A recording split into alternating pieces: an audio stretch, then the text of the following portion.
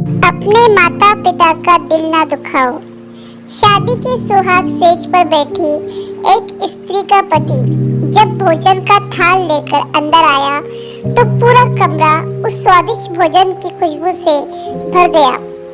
उस स्त्री ने अपने पति से निवेदन किया कि माँ जी को भी यही बुला लेते हैं तो हम तीनों साथ बैठकर भोजन करते हैं। पति ने कहा, छोड़ो उन्हें, वो खाकर सो गई होंगी, आओ हम साथ में भोजन करते हैं।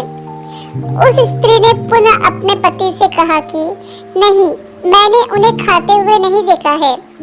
तो पति ने जवाब दिया कि क्यों तुम जिद कर रही हो, शादी के कार्यों से थक गई होंगी इसलिए सो गई होंगी, नींद टूटेगी तो खुद भोजन कर लेगी, तुम आओ हम प्यार से खाना खाते हैं। उस स्त्री ने तुरंत तलाक लेने का फैसला कर लिया और तलाक लेकर उसने दूसरी शादी कर ली और इधर उसके पहले पति ने भी दूसरी शादी कर ली। दोनों अलग अलग सुखी घर गृहस्थी बसाकर खुशी खुशी रहने लगे। इधर उस स्त्री के 2 बच्चे हुए जो बहुत ही सुशील और आज्ञाकारी थे। कई वर्ष बीत जाने के बाद एक दिन वह औरत अपने बेटों के साथ यात्रा पर गई हुई थी। एक जगह तीनों माँ बेटे भोजन के लिए रुके और बेटे भोजन परोसकर माँ से खाने की विनती करने लगे।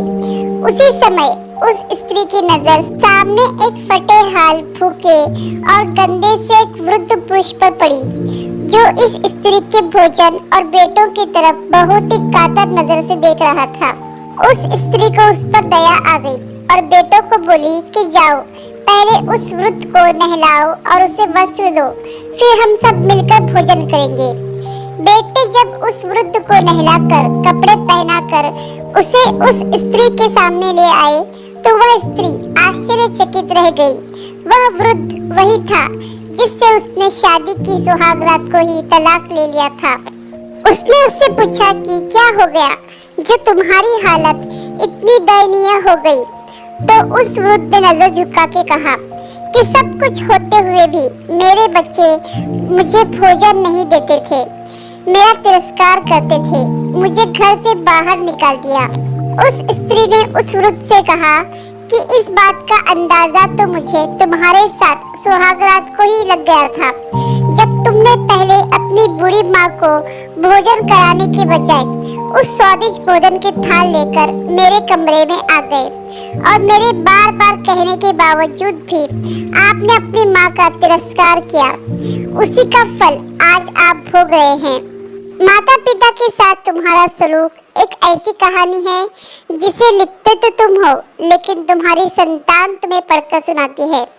जैसा व्यवहार हम अपने बुजुर्गों के साथ करेंगे उसी देखा देखकर हमारे बच्चों में भी यही गुण आता है कि शायद यही परंपरा है। याद रखना, माँ बाप नाराज तो ईश्वर नाराज।